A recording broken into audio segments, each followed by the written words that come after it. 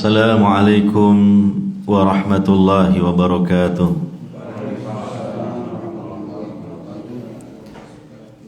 Innal hamdalillah nahmaduhu wa nasta'inuhu wa nastaghfiruh wa na'udzu billahi min shururi anfusina wa sayyiati a'malina.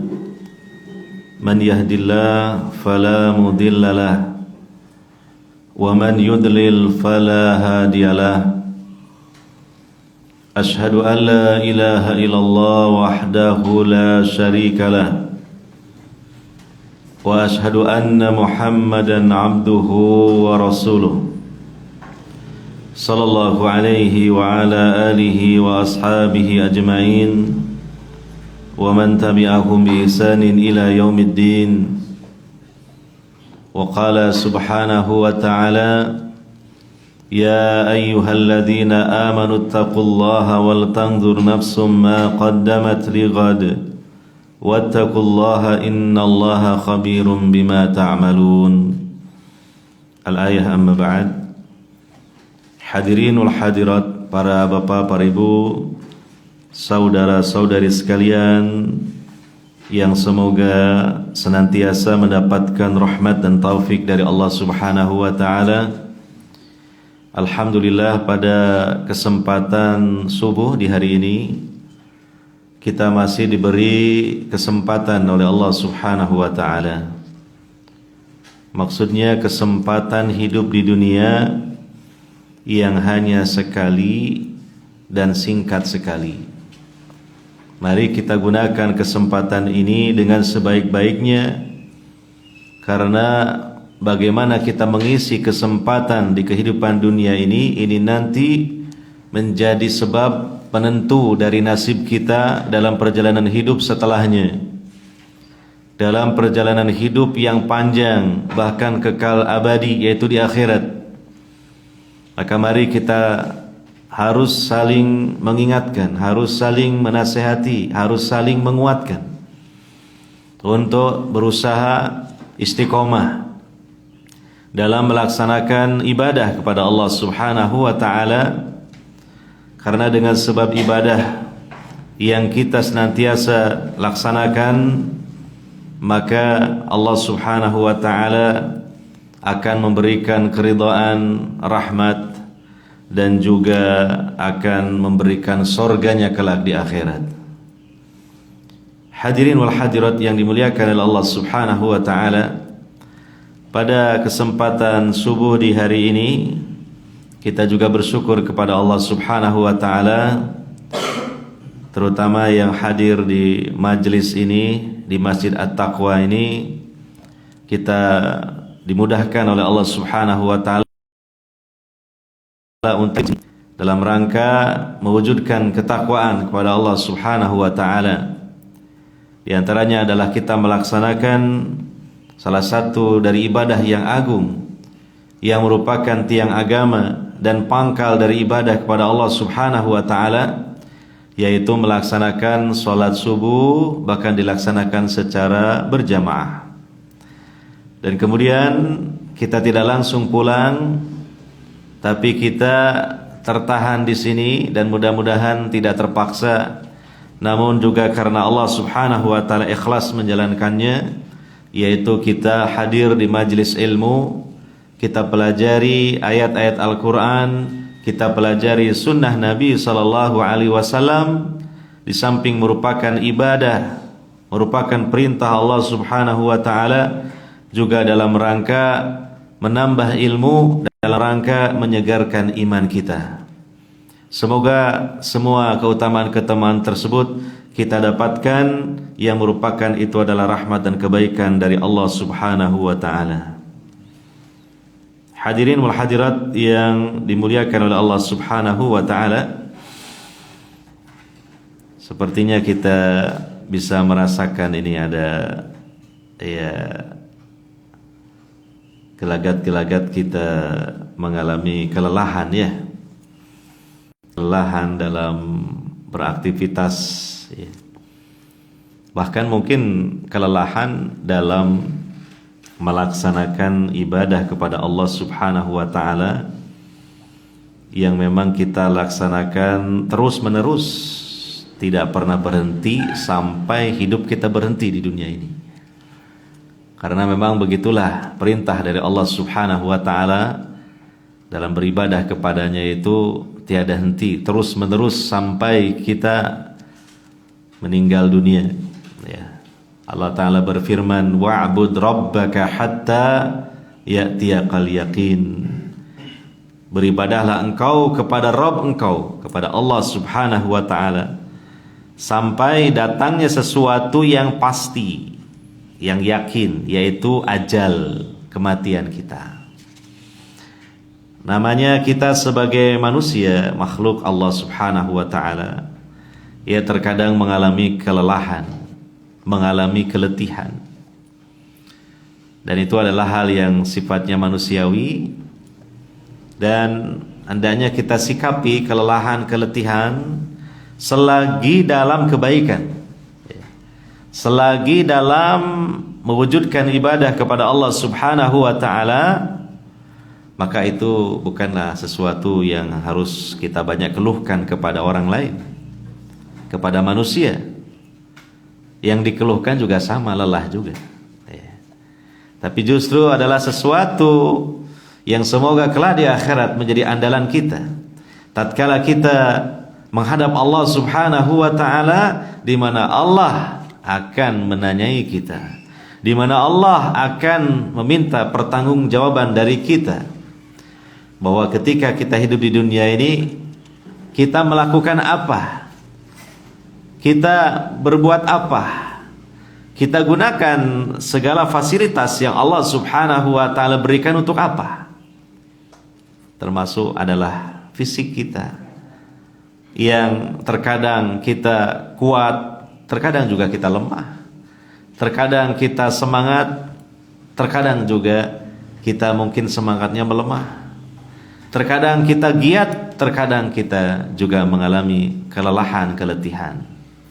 Maka sekali lagi ya, selagi kelelahan, selagi keletihan itu, setelah kita melakukan kebaikan, setelah kita mewujudkan ibadah kepada Allah Subhanahu wa Ta'ala, ini justru sesuatu yang patut untuk kita syukuri.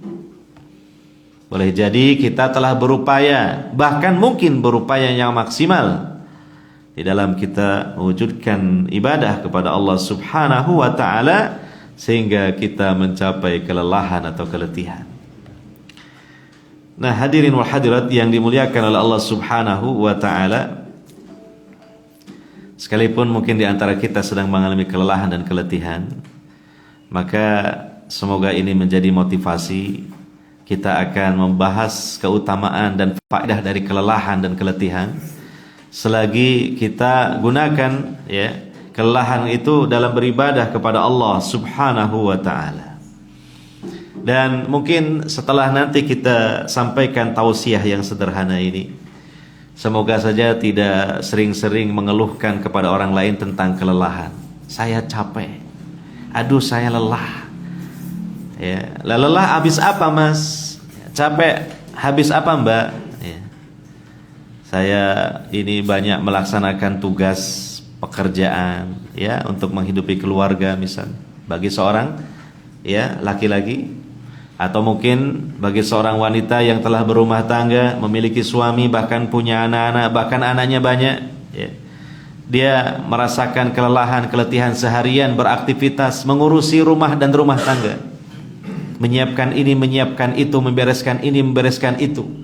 Saya lelah, saya capek. Nah, semoga nanti setelah mendengar tausiah ini tidak harus disikapi seperti itu.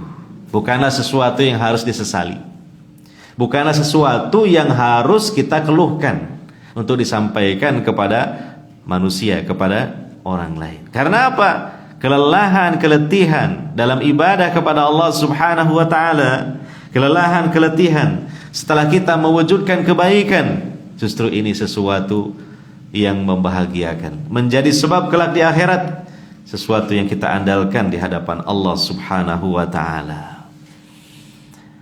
Hadirin wal hadirat yang dimuliakan oleh Allah Subhanahu wa Ta'ala, sebelumnya saya sampaikan ya berita gembira yang datangnya dari Allah Rabbul Alamin, yang mana Allah lah satu-satunya yang mampu untuk menggembirakan kita, membahagiakan kita dunia dan akhirat. Allah Subhanahu wa taala memberikan berita gembira bagi kita, orang-orang yang beriman, baik laki-laki maupun wanita, sama saja di hadapan Allah Subhanahu wa taala. Yaitu dalam surah An-Nahl ayat 97.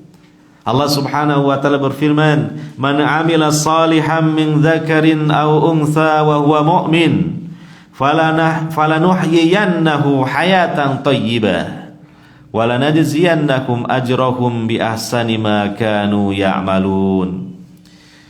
Barang siapa yang beramal saleh, ya, amal yang diperintahkan oleh Allah Subhanahu wa taala, amal yang dituntunkan oleh Rasulullah Muhammad sallallahu alaihi wasallam, baik melalui sabda-sabda beliau maupun perbuatan-perbuatan beliau, yang kemudian dilaksanakan dengan ikhlas karena Allah Subhanahu wa taala. Ini amal saleh.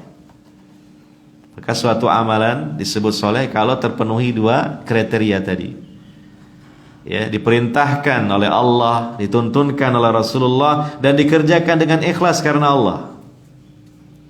Maka ketika amal itu tidak terpenuhi dua syarat itu, bahkan hanya satu saja tidak terpenuhi, tidak dua-duanya terpenuhi, maka amal tersebut belum dikatakan soleh. Maka kita berusaha untuk beramal dan mensolehkan amal kita, supaya amal itu diterima oleh Allah Subhanahu wa ta'ala, tidak sia-sia kita, ya, dari kalangan laki-laki maupun wanita, sedangkan dia beriman, ya. Amal soleh dilandasi selalu dengan iman, ya.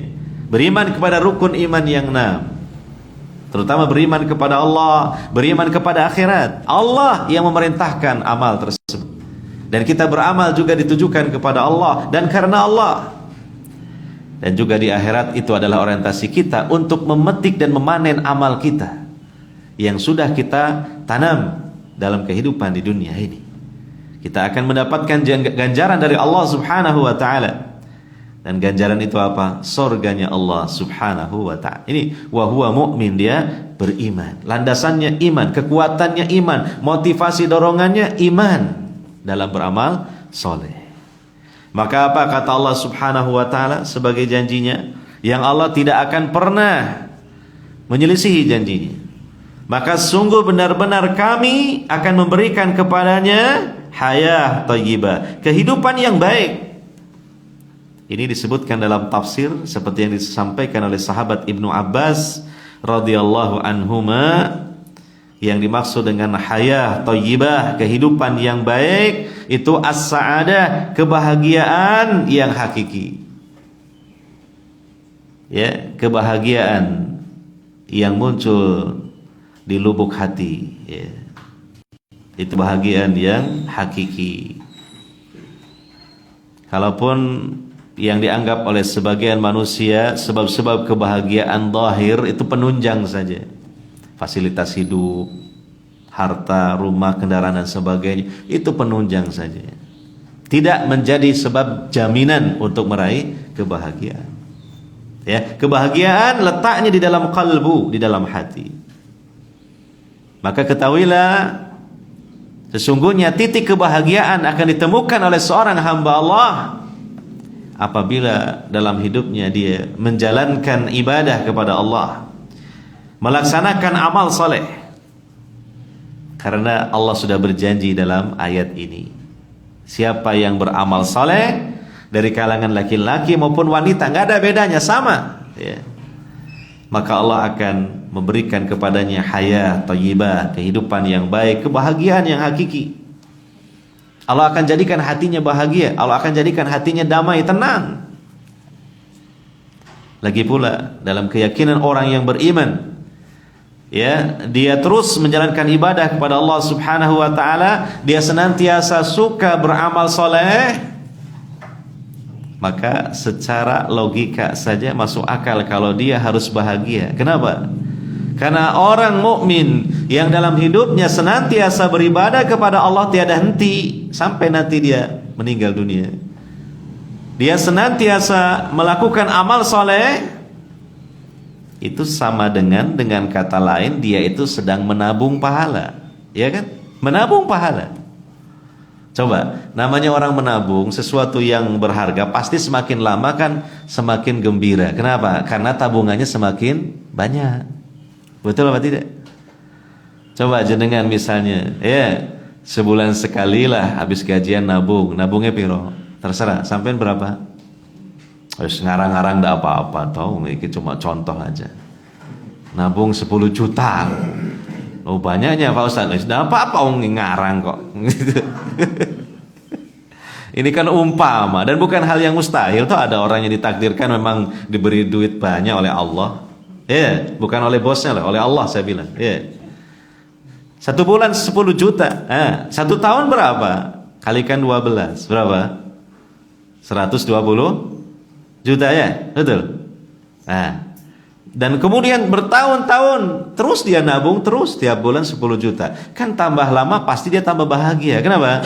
Wah, uang saya sudah banyak ini. Iya kan? Wah, nanti kalau sudah waktunya saya buka tabungan saya entah berapa ratus juta, nanti saya mau beli ini, beli itu, mau ngasih ini, ngasih itu dan seterusnya udah.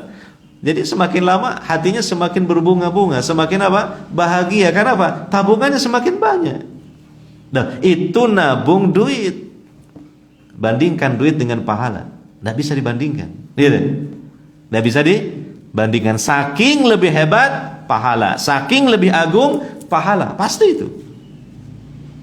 Nabi SAW sering saya katakan sebagai contoh, siapa yang sholat 2 rakaat ringan sebelum sholat subuh, yang disebut sholat sunnah rawatib qobliyah subuh, kata Nabi SAW, khairum minad dunya wa ma fiha, lebih baik daripada dunia plus seisinya. Itu 2 rakaat ringan sholat sunnah, apalagi sholat subuhnya.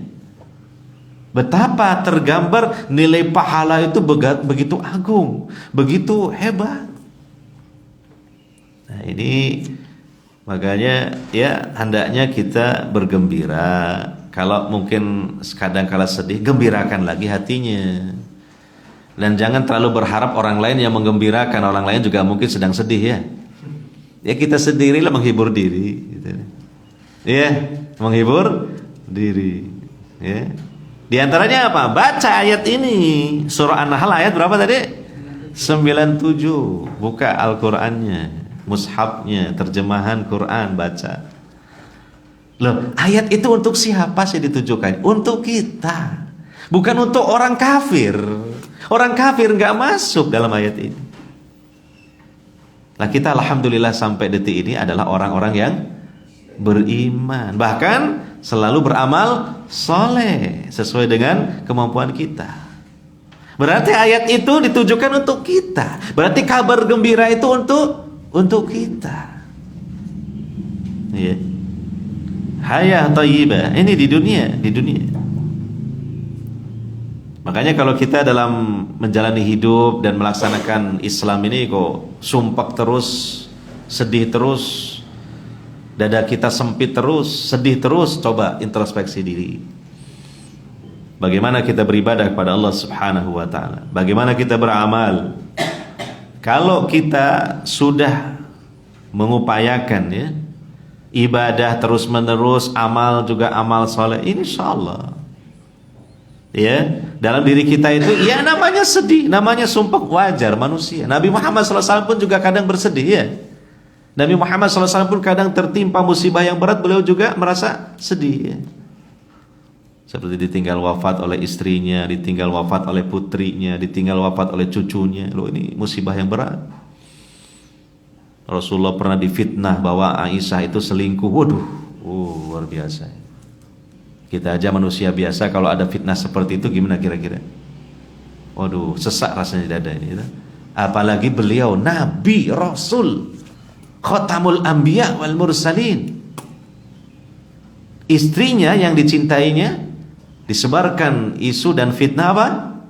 Selingkuh. Apa enggak sakit hati? Luar biasa. Ini ujian Nabi SAW, berat gitu.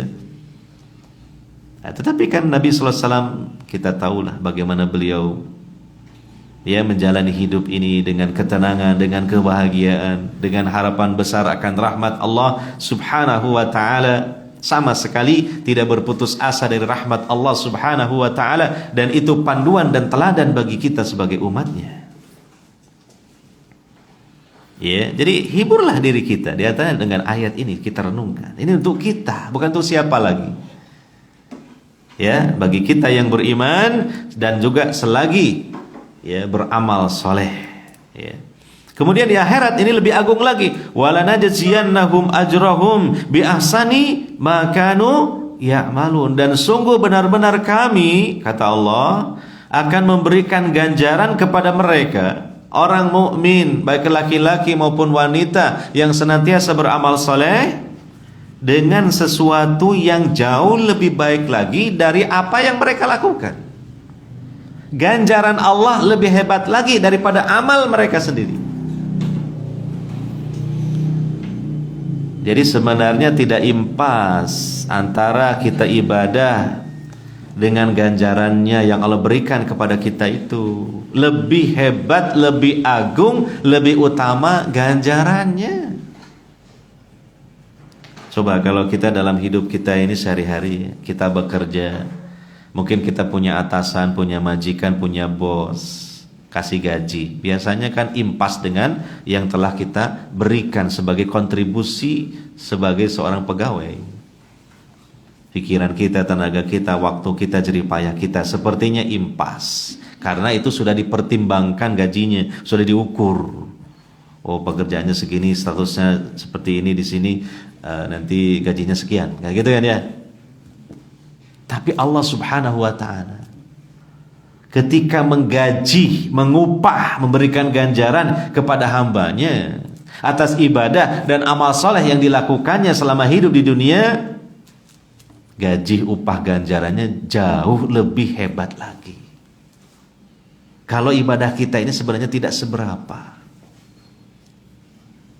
Coba misalnya ada seorang hamba Allah sejak akil balik usia 15 tahun lah katakan, dia sudah mulai ibadah kepada Allah Subhanahu wa ta'ala. Lalu kemudian di usia 60 tahun misalnya dia wafat. Berarti 60 dikurangi 15 berapa? 45 tahun itu apakah full ibadah terus? Enggak. Ada buat tidur sehari semalam, katanya dokter yang bagus berapa? 8 jam. Tidur 8 jam. Berarti kan tinggal 2/3-nya tuh dalam sehari semalam. Ada sisa waktu karena sepertiganya untuk tidur. Lah tidur, apalagi orangnya tidak berniat ini tidur buat nanti kuat saya sholat malam, kuat saya ibadah. Enggak bisa. Kan hanya perkara mubah saja. Artinya tidak mendapatkan pahala, tidak juga berdosa. Umpamanya. Nah kemudian lagi yang 2/3 itu juga enggak mungkin full untuk ibadah kepada Allah. Ada di situ mungkin lunggu-lunggu karo ngombe kopi gitu. Ambek minum apa? Kok minum sama makan apa? Pisang goreng pagi-pagi. Dan itu ternyata dihitung-hitung 1 jam enggak kerosok. Masa itu ibadah sih? Ya enggak lah, bukan ibadah, itu perkara mubah saja gitu. Belum lagi nanti ayo jalan-jalan ini mumpung hari Ahad gitu. Jalan-jalan untuk menghirup udara segar, lihat sana lihat situ sambil sedikit-sedikit belanjalah gitu ya. Ini pada asalnya kan mubah, enggak mendatangkan apa? Pahala. Enggak terasa 2 jam waktunya. Dan seterusnya untuk ibadah, murni ibadah kepada Allah berapa jam, berapa menit dalam sehari semalam. Kalikan itu tadi 45. Berapa tahun tahu? Berapa jam tahu?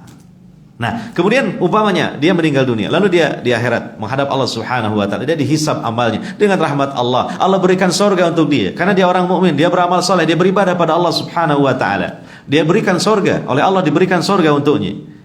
Nah, dia tinggal di surga berapa lama? Selama-lamanya. Bukan 45 tahun. Padahal 45 tahun itu tidak full dia, tidak penuh dia untuk selalu ibadah kepada Allah Subhanahu wa taala.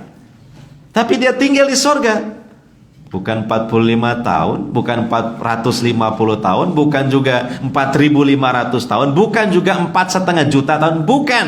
Khalidina fiha abada, selama-lamanya. Tidaklah dia mengalami kematian untuk selamanya. Dan dia di surga itu hanya bersenang-senang saja.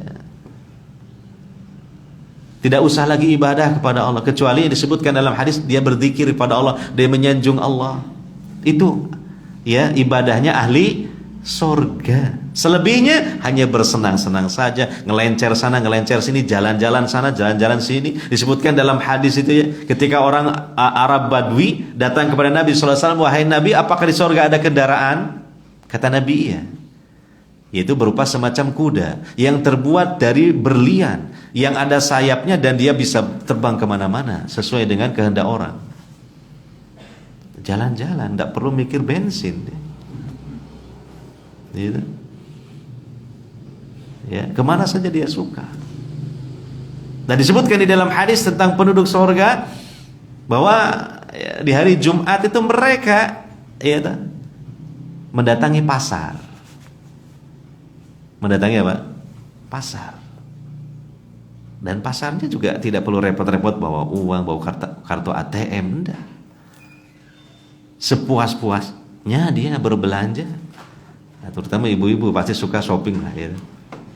Makanya kalau sekarang mau shopping kok uangnya juga menipis gitu, ya nggak usah terlalu sedih lah. Yang penting nanti masuk surga, di surga nanti berbelanja sepuas-puasnya. Yeah. Jadi pekerjaannya hanya begitu kegiatannya penduduk surga. Bersenang-senang saja, menikmati pemandangan surga yang kata Nabi sallallahu alaihi wasallam, mala ainun ra'at wala udhunun sami'at wala khatara ala qalbi basar. Pemandangan surga, indahnya surga, panorama surga, pesona surga tidak pernah dilihat oleh mata, gak pernah sebelumnya. Tidak pernah bahkan didengar berita-berita keindahan itu oleh telinga. Bahkan tidak bisa dibayangkan di benak pikiran manusia. Ya udah, gak bisa dibayangkan indahnya, nikmatnya, senangnya, bahagianya. Nah makanya ini Allah mengatakan wala najziyannahum ajrahum bi ahsani ma kanu ya'malun. Ya, dan sungguh benar-benar kami akan berikan ganjaran kepada mereka itu jauh dengan yang lebih baik daripada apa yang mereka lakukan.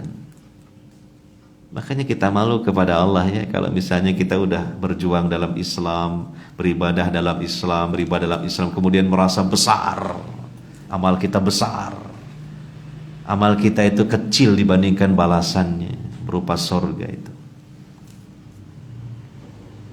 Yeah. Lalu kita kemudian capek, lalu kita kemudian mengeluh kepada orang lain, capek saya, ibadah ini, berjuang ini, ngurusi ini, capek.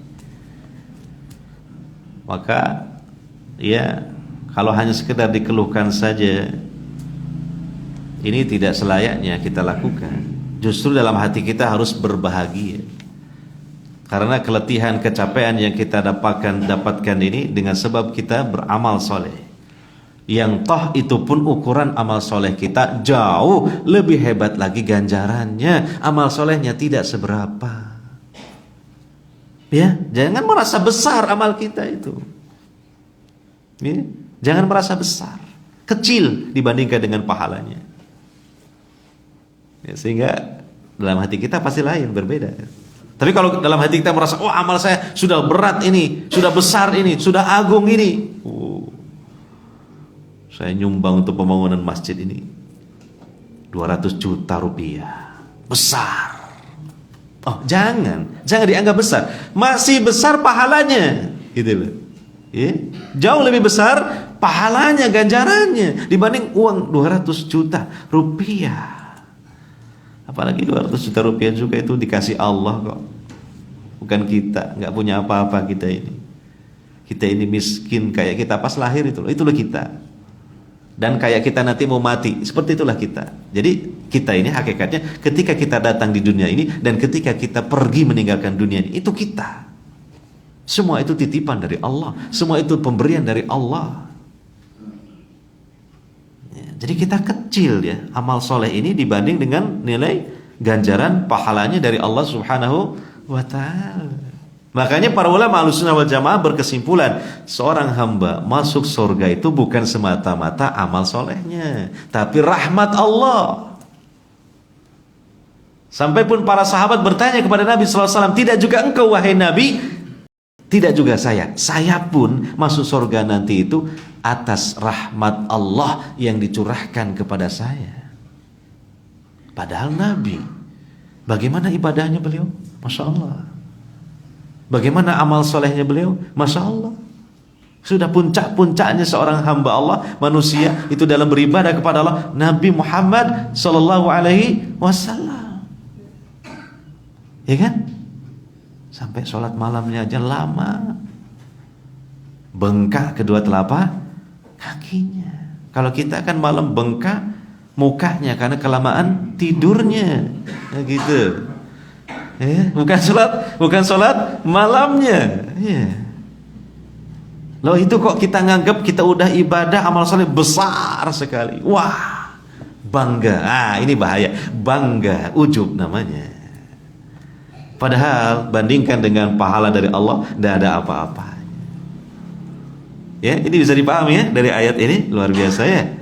Jadi ini hiburan buat kita, motivasi buat kita, sekaligus jangan sombong, jangan ujub dengan amal soleh kita. Benar-benar itu memang rahmat dari Allah Subhanahu wa ta'ala. Yeah. Hadirin wa hadirat yang dimuliakan oleh Allah Subhanahu wa ta'ala. Ada kata mutiara yang disampaikan oleh seorang ulama besar, ya, yaitu Imam Ibnul Jauzi rahimahullah. Beliau mengatakan, dan ini dikatakan kepada jiwanya, dan itu tentunya juga ditujukan untuk kita semua masing-masing ya. Kata beliau, wahai jiwa, berletih-letihlah sedikit dalam beramal soleh, maka engkau pun akan banyak beristirahat di surga Firdaus. Ya, jadi beliau menganggap kecil saja kita lelah letih itu sedikit sajalah, dianggap sedikit dalam beramal soleh. Secapek apapun dalam beramal soleh dianggap kecil sedikit. Ya, tapi apa? Engkau nanti akan banyak beristirahat di surga Firdaus. Ya, jangan engkau merasa sudah capek akhirnya istirahat terus. Kebablasan istirahatnya. Pak, saya ini sudah sekian tahun Pak beribadah sama Allah Pak. Saya sholat loh Pak. Sejak kecil Pak saya sholat Pak ya. Nah, terus sekarang kenapa kamu? Ya sekarang istirahatlah, saya kurangi sholatnya. Loh jangan. Gitu. Terus saja semangatlah. Kalau kendor kencengkan lagi gitu. Karena kata Imam Ibnul Jauzi itu masih sedikit kok kamu itu. Ya tidak apa-apa. Nanti juga akan selesai kok. Sebentar lagi insya Allah mati kita. Nanti engkau akan banyak istirahat di surga. Tempat istirahatmu yang sebenarnya bukan di dunia ini, di surga.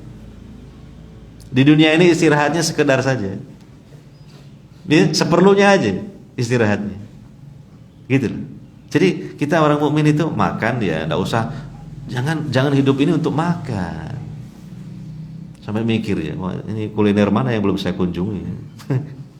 Iya, pikirannya begitu. Cari duit sebanyak-banyaknya biar bisa kuliner.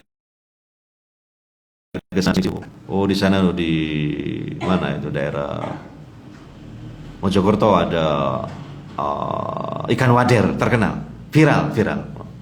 Nah itu nanti kita harus ke sana. Setelah ke sana, oh tiba kok ngene ae. Mana lagi? Hidupnya hanya dipenuhi untuk itu saja. Untuk bagaimana mencicipi masakan, mengisi perutnya, hanya itu saja. Jadi kita itu hanya ala kadarnya saja, sekedarnya aja lah, seperlunya aja lah. Istirahat juga begitu, jangan terus-terusan istirahat. Ya. Karena apa? Tempat dan waktu istirahat sesungguhnya bukan di sini, di sana, di surga. Di sini tempat perjuangan. Ya, itu mindset kita harus dibangun seperti itu, mindsetnya. Makanya Nabi sallallahu alaihi wasallam dalam hadisnya ketika mengatakan kepada sahabat Ibnu Umar sambil menepuk pundaknya. Artinya ini menunjukkan perhatian beliau. Dan supaya ucapan Nabi ini dicamkan betul-betul, beliau sallallahu alaihi wasallam mengatakan kun fid dunya ka'annaka gharibun aw 'abirus sabil. Ya. Jadilah engkau hidup di dunia ini seperti orang yang melancong. Tahu melancong? Mengembara. Apa? Kayak orang jadi TKI, TKW lah di Saudi misalnya. Dia tidak berniat untuk berdomisili di sana, cuma dia butuh uang. Dia bekerja, cari uang. Ya, dia ingin segera pulang kok. Dia kalau selesai bekerja mesti merenung teringat kampung halamannya kok. Betul? Itu ingat keluarganya, apalagi ada anak-anak yang ditinggalkan. Aduh, kadang menetes air matanya sedih. Iya kan? Nah, itu pelancong seperti itu. Tidak ada niatan untuk bertempat tinggal selamanya di tempat pelancongan, gak ada.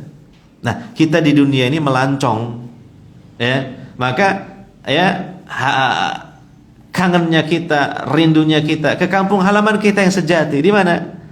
Di kampung yang dulu Adam dan Hawa bertempat tinggal di sana, yaitu surga. Harusnya begitu. Dunia ini bukan jadi tempat domisili, hanya tempat persinggahan saja. Apalagi kalau kita mengikuti perkataan Ibnu Taimiyah lebih ekstrim lagi. Beliau mengatakan dunia bagi saya ini seperti toilet. Walaupun toiletnya baru dan bagus, seperti yang barusan saya masuki di situ, saya tidak ingin berlama-lama di situ. Ngapain? Gitu? Iya kan? Nah, saya dipersilakan Pak Imam, "Kok Pak Ustaz?" Wah, tak bilang VIP. Nah, enggak VIP. Untuk semua orang, tak pikir VIP. Saya baru juga heran, pangling, ada toilet baru ini. Gitu. Bagus, masuk ke dalam, masya Allah. Ya, bagus dalamnya, baru, ya kan. Tapi kan tidak ingin saya berlama-lama di situ. 1 jam gitu, ngapain di situ 1 jam? Jangan-jangan, wah ini Kak Ustadz gak metu-metu, jangan-jangan pingsan di dalam, ya kan? Kok 1 jam di dalam gitu? Gak mungkin lah. Ya istilahnya itu apa? Biqadri qada'il hajah. Hanya sekedar menunaikan hajat, yaitu apa? Ya buang hajat, gitu kan. Setelah itu ya segera ingin keluar dari situ. Ya, nah, itu kata Syekhul Islam Ibnu Taimiyah. Ini mungkin sedikit-sedikit lah. Supaya kita tidak kebablasan cinta dunia, itu maksudnya, ya kan. Kadang sering kebablasan kita cinta dunia karena lingkungan, karena memang seperti inilah keadaannya. Banyak manusia itu kan yang dibesar-besarkan urusan materi dunia, jadi sedikit banyak kita pun terpengaruh karena kita hidup di lingkungan seperti ini juga, ya. Hanya menggebu-gebu hanya urusan dunia saja. Maka kita perlu ya membaca ayat-ayat seperti ini, nasihat para ulama, bagaimana prinsip hidup mereka, gitu, ya kan. Paling tidak supaya tidak kebablasan. Kalau kita mungkin seperti mereka, rasanya mungkin masih belum lah, ya. Zuhudnya seperti mereka mungkin, wah kita masih taraf belajar, gitu kan. Tapi paling tidak kan tidak kebablasan, ya. Ada pedoman, ya, di situ. Ya. Nah ini, jadi kata Ibnul Jauzi seperti itu. Tidak apa-apa kita sedikit-sedikit berlelah letih dalam berjuang untuk Islam ini. Hakikatnya bukan untuk Islam kok, untuk kita. Islam gak butuh kita. Apalagi Allah gak butuh dengan kita. Dengan amal kita gak butuh. Kita yang butuh dengan amal tersebut. Coba dihayati, diresapi, ya, dijiwai. Coba jenengan harus bangun sebelum subuh. Ini kan perjuangan, ya. Kemudian lagi ya berjalan atau naik kendaraan ke sini misalnya, menembus gelapnya malam, dinginnya cuaca, jiwai. Iya, awak dewe tahu ngaji. Seperti ini lelah cuma sedikit saja. Ndak apa-apa, saya rela, saya berkorban. Nanti kita akan banyak istirahat di mana? Di surga. Nah, itu. Sehingga ndak perlu Rasulullah istilahnya, ya kan gitu. Wah, capek ibadah terus loh. Jangan seperti itu, gitu.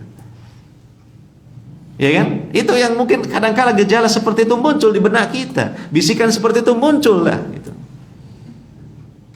Insya Allah nggak meleset apa yang saya katakan, saya sendiri merasakan kok. Ya. Nah, ini.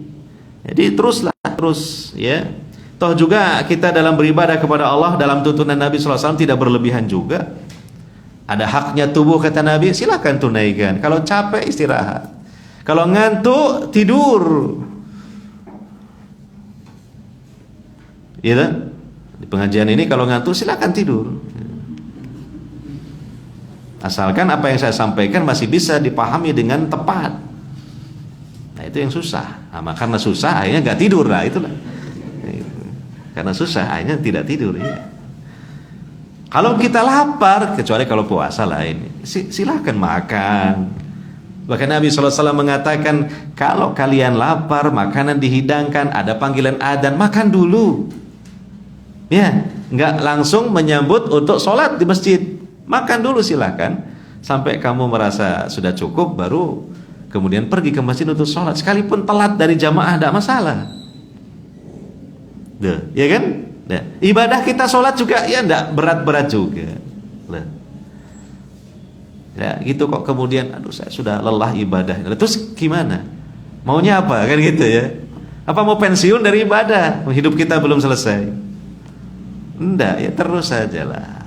Ya. Nanti makanya kita akan juga jelaskan insyaallah sikap pertengahan dalam ibadah tidak berlebihan juga, supaya apa? Supaya kita itu bisa istiqomah. Istilahnya itu kita butuh nafas-nafas panjang gitu kan. Jangan terlalu diporsir berlebihan.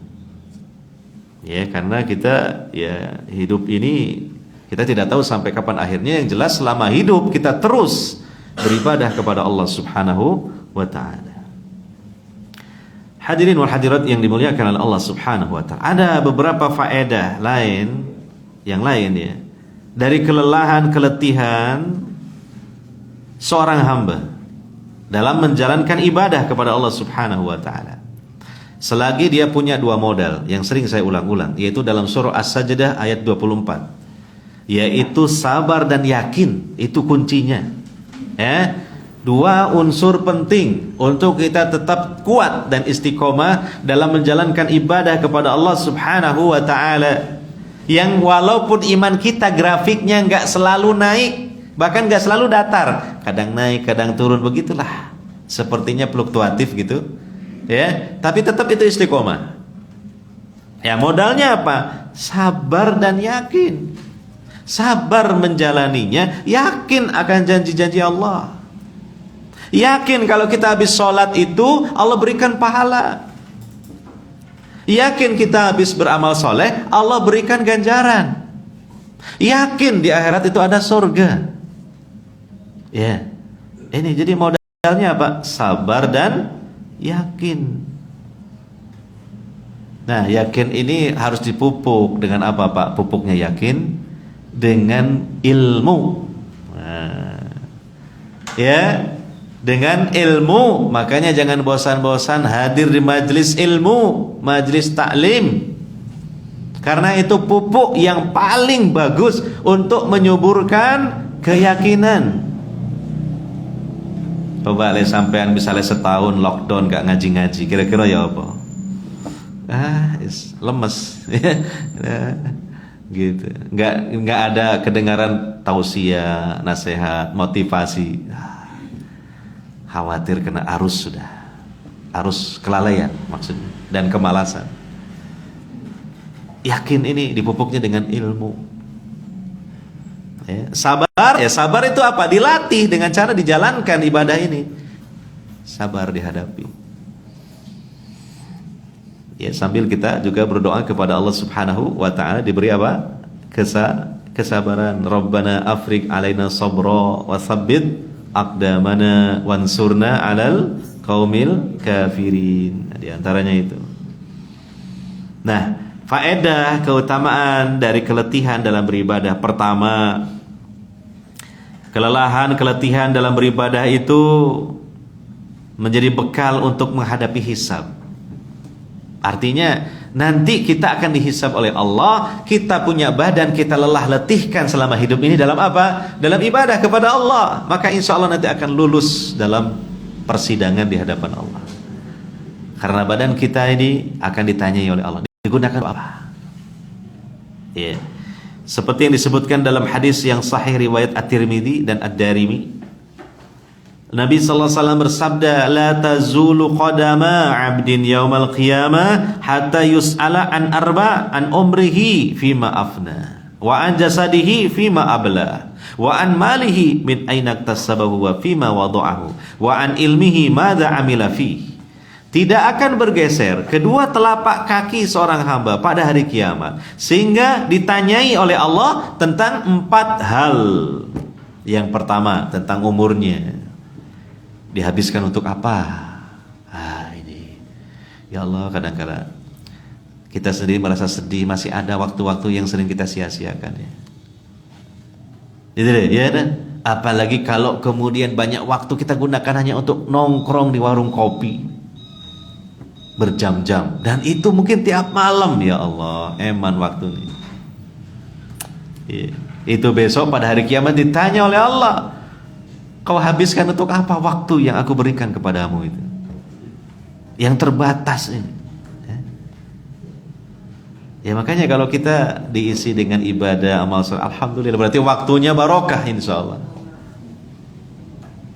Gitu. Ya gitu.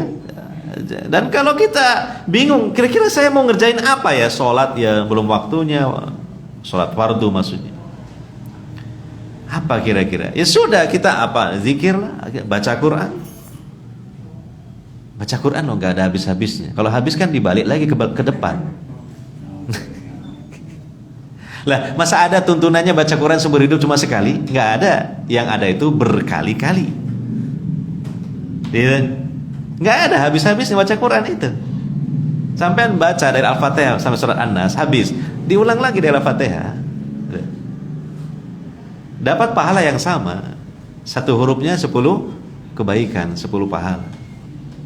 Kenapa bingung cari amal soleh? Banyak amal soleh. Ya, itu berarti apa? Ilmu, ya apa namanya, waktunya itu berkah waktunya. Itu besok ditanya oleh Allah.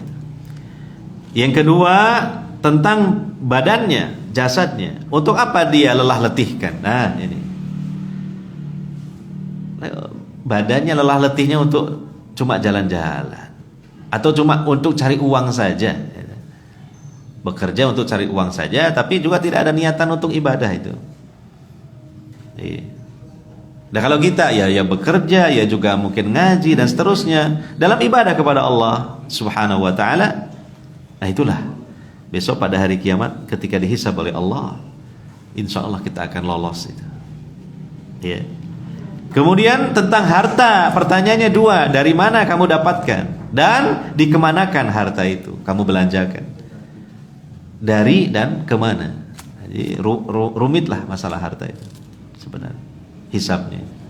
Jadi yang paling kita kejar, kita cari itu ternyata hisab yang paling rumit. Makanya salah satu keutamaan orang yang sedikit harta itu hisabnya ringan dari sisi harta. Ya kan? Tapi jarang orang mengatakan alhamdulillah saya sekarang jatuh miskin. Loh, kenapa Pak? Nanti hisabnya ringan. Jarang seperti itu. Sing ono apa? Urip iku sik abote lho apa? Ya ini saya tuh sedikit uang, enggak ada uang. Jadi nggak ingat akhiratnya gitu. Ya jarang lah seperti itu. Tapi ya kalau kita manusiawi lah, ya kadang-kadang ya diingatlah bahwa nggak selalu kekurangan harta itu adalah sesuatu yang buruk ya, atau sesuatu kekurangan. Bisa jadi kelebihan, kekurangan di dunia, kelebihan di akhirat. Sementara orang yang kaya raya hartanya, kelebihan di dunia, kekurangan di akhirat. Karena apa? Hisabnya berat. Sampai kata Nabi SAW, ada orang kaya terlambat masuk surga daripada si miskin setengah hari. Satu harinya di akhirat sama dengan 1000 tahun. Berarti telatnya berapa tahun? 500 tahun. Ya Allah, telatnya 500 tahun. Tak pikir 5 menit. 500 tahun ya. Lama sekali. Jadi orang yang miskin, ya, iman dan takwanya sama lah dengan si kaya misalnya. Tapi karena berhubung si miskin sedikit harta, kan jelas si kaya kebanyakan harta. Nanti yang si kaya itu masuk surganya terlambat. Artinya didahului oleh si miskin. Setelah 500 tahun baru si kaya masuk surga. Ya 500 tahun, lama sekali. Ya, lama benda. 500 tahun? Lah 500 tahun kan 5 abad ya? Lama sekali. Lah itu. Jadi ya kadang kita banyak uang, kadang sedikit uang. Jangan terlalu berlebihan lah dikeluhkannya gitu loh. Iya maksudnya ya. Ingat-ingat bahwa ketika kita kekurangan harta, memang kurang di dunia, di akhirat lebih itu sebenarnya. Kelebihan di akhirat. Karena apa? Ringan nanti hisabnya di hari kiamat. Apalagi coba kalau yang duitnya itu cuma ada di dompet saja, itu pun cuma yang abu-abu saja. Berapa abu-abu itu? Gambar apa? Oh gambar golok pati murah. Iya. Piro itu, Pak? Hah? Oh 1.000 ya, lali aku Pak. Saya duitku cuma abang-abang tuh ya Pak. Jadi lali ya Pak. Jadi sampai bukanya itu ya nelongso berbes mili. Ya Allah, dompet iki ya api tapi isine kok ya ngene gitu kan. Tapi coba ya sambil direnungkan, iki jare Pak Ustad di akhirat iki hisab ringan. Lah itu loh maksudnya. Iya lah. Jadi yang dompetnya ringan, hisabnya ringan di akhirat. Itu. Ya, jadi begitu. Nah, kalau kaya, ingat-ingat keutamanya sedekah. Begitu ya. Itu orang mukmin yang cerdas. Tapi jarang seperti itu ya. Jarang ya. Pas duitnya banyak, ya, yang dia bayangkan apa? Ya apa itu? Saya berubah duitku jadi pahala. Jarang ya? Jarang ya? Duitnya banyak, satu tumpuk. Ya apa ya? Biar uang saya ini berubah jadi pahala. Supaya dibawa mati, supaya dibawa ke surga, gitu. Mengantarkan ke surga. Jarang tak? Jarang seperti itu. Nah, giliran uangnya sedikit, uangnya di dompet itu dompet sudah kempis. Ini hisabnya di akhirat ini ringan. Alhamdulillah. Lah kok ngono bilang alhamdulillahnya enggak semangat itu. Ya apa ini? Ya kan? Nah, alhamdulillah ini kan kalau kekurangan di dunia, kelebihan di akhirat. Tapi jarang seperti itu. Hanya orang-orang yang diberi taufik oleh Allah Subhanahu wa taala seperti itu. Ya. Kemudian yang terakhir yang keempat ilmu agama. Jadi kita menimba ilmu agama, kita mengumpulkan ilmu agama itu bukan hanya dikoleksi, untuk diamalkan. Ya, kalau berupa akidah diyakini dengan mantap. Perintah ayo laksanakan, larangan ayo ditinggalkan.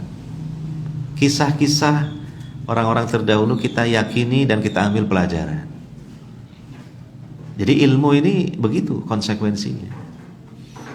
Bukan untuk cuma ditumpuk-tumpuk dikumpulkan saja sebagai ilmu pengetahuan. Kalau nanti ditanya orang bisa jawab. Apalagi nanti kalau berdebat selalu menang. Bukan.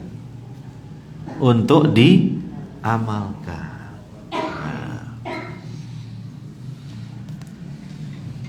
Jadi harus ditekankan ya, terutama bagi para pelajar. Jangan sampai ini jarang disampaikan. Kadang-kala lupa. Seolah-olah belajar itu jadi orang pinter, titik selesai. Belum, baru koma itu. Kalau nanti sudah LC, entah tidak tahu apa itu singkatannya, lulus cepat atau apa, atau S1, S2, S3 udah selesai bangga. Nah, belum, itu baru tahap pertama. Ya, itu dituntut oleh Allah untuk apa? Diamalkan. Ini harus ditanamkan selalu ya. Makanya kemarin waktu anak saya mau berangkat mondok itu, ya saya bilang, kamu tuh cari ilmu itu untuk apa? Yo biar banyak ilmunya toh Pak. Biar banyak ilmunya. Lah, kalau sudah banyak ilmunya untuk apa juga? Nah, Rodo meneng deh. Akhirnya saya kasih tahu, kamu kalau sudah banyak ilmu itu, kamu supaya jadi orang soleh. Yaitu dengan cara kamu amalkan ilmumu itu saja sudah. Ya, jadi bukan kamu mondok cari ilmu itu targetnya jadi ustadz, enggak harus itu. Jadi orang soleh. Itu aja. Artinya orang soleh itu orang yang mengamalkan ilmunya karena Allah. Nah begitu aja sederhana ya, tapi itu yang benar kan seperti itu. Kemudian yang kedua, kita mengalami kelelahan yang paling sering itu dalam bekerja mencari nafkah. Ya, dengan berbagai macam ya orang mencari nafkah yang penting halal. Jadi kita prinsipnya orang mukmin itu bekerja itu sudah saya sampaikan dulu H2. Pertama halal, kedua hasil. Mana? Ya Pak, sepakat? Sepakat. Ya sudah, itu 2H itu aja. Halal, hasil. Nah, halal gak hasil lah kerja bakti. Pak, saya pengen ada pekerjaan Pak. Ya loh. Ya apa maksudnya itu? Yang apa pekerjaan kamu? Yang penting pokoknya halal. Loh, yang penting halal. Yowes, sampean pijetono aku. Mari pijet ternyata nggak tak kasih duit. Lalu dia kemudian nuntut, lo kan dikasih duit Pak. Lo yang penting halal. Itu kan halal sudah. Nah, makanya ada kriteria yang kedua, hasil. Ya, jelas itu begitu kan. Halal dan hasil, ada upahnya, ada batine, ono untungi kan gitu tuh. Iya. Jangan cuma hasil saja, tapi enggak halal dan hasil gitu. Itu aja. Nah, maka kadangkala bahkan mungkin sering kita mengalami keletihan, kelelahan, jualan, kulaan jual, lelah, letih gitu, seharian misalnya. Nah, ini mari kita landasi dengan ilmu supaya kelelahan keletihan kita itu enggak istilahnya jawab apa muspro apa sia-sia gitu. Hanya sekedar capek, hanya sekedar lelah, hanya sekedar kuras tenaga, peras keringat saja. Nah, ini loh bedanya antara orang yang berilmu dengan tidak berilmu. Kalau orang berilmu, nah, niatkan itu kan menjalankan perintah Allah. Allah memerintahkan kita itu untuk memberi nafkah. Nafkah ke diri sendiri, nafkah orang-orang yang wajib kita nafkahi. Lah caranya apa? Ya kita harus bekerja untuk mendapatkan apa? Materi, harta, uang. Nah, maka dengan niat seperti itu nanti Allah berikan ganjaran yang sangat besar sekali, yang disebutkan dalam hadis ganjarannya setara dengan orang yang jihad fisabilillah. Besar apa enggak? Masya Allah. Nah, sampean bekerja tiap hari tuh, paling seminggu liburnya sehari, hari Ahad, atau mungkin ada yang libur 2 hari, Sabtu dan Ahad. Nah, 5 hari sepekan, maka dia itu seperti orang yang berangkat ke medan jihad. Pahalanya setara dengan orang yang berjihad di jalan Allah. Ngerti? Ya? Ya? Nah, itu disebutkan di dalam hadis yang sahih riwayat At-Tabrani dari sahabat Ka'ab bin Ujrah radhiyallahu anhu bahwa ada seseorang yang berpapasan dengan Nabi sallallahu alaihi wasallam. Para sahabat kagum atas kesungguhan dan keuletan orang tersebut dalam bekerja. Orang ini kalau bahasa kita wakas ya nyambut gawe. Gitu, luar biasa. Lantas mereka bertanya, wahai Rasulullah, andai saja dia berada dalam jihad fisabilillah. Karena begitu kerasnya dia bekerja, uletnya dia bekerja. Coba dalam jihad fisabilillah, pahalanya besar. Nah, Nabi sallallahu alaihi wasallam kemudian langsung menyampaikan hadis yang itu adalah wahyu dari Allah Subhanahu wa taala. Kata beliau, "In kana kharaja yas'a ala walidihi sigharan fa huwa fi sabilillah. Wa in kana kharaja yas'a ala abawaini shaykhaini kabiraini fa huwa fi sabilillah. Wa in kana kharaja yas'a ala nafsihi yu'iffuha fa huwa fi sabilillah. Wa in kana kharaja yas'a riya'an wa mufakharatan fa huwa fi sabilis syaitan." Kalau orang itu keluar dari rumahnya berusaha mencari nafkah untuk menafkahi anaknya yang masih kecil, maka dia sama dengan berjihad di jalan Allah. Punya anak masih kecil-kecil Pak, butuh susu, butuh ini, butuh pampers, tak belanin kerja soro ndak apa-apa. Berangkat pagi pulang sore, kadang ngelembur sampai malam. Kalau perlu apa? Kaki di atas, kepala di bawah. Peras keringat banting tulang. Kerjaan apa ini seperti ini? Nggak tahu ini. Mungkin seorang akrobat barangkali. Iya. Dibelani ngono lah, dibelani seperti itu loh, Pak. Nah, kan coba sayang toh kalau nggak ada kalau ada tidak ada niat itu loh, yang itu sesuai dengan syariat. Maka harus pasang niat sesuai dengan syariat. Niatkan karena Allah Subhanahu wa ta'ala. Maka itu nanti akan menghasilkan ganjaran yang ganjarannya setara dengan orang yang jihad fisabilillah. Yeah. Nah, jika ada orang keluar dari rumahnya, dia bekerja cari nafkah untuk menafkahi 2 orang tuanya yang sudah tua, sudah tidak mampu lagi bekerja, dia nafkahi. Ya. fahuwa fi sabilillah, maka dia juga seperti orang yang berjihad jalan Allah. Nah, ini kalau ditakdirkan oleh Allah duitnya banyak, ini kesempatan ini banyak sebenarnya. Bahkan ini wajib hukum. Gitu? Kadang kita kan mungkin uangnya sedikit barangkali ya, ditakdirkan begitu.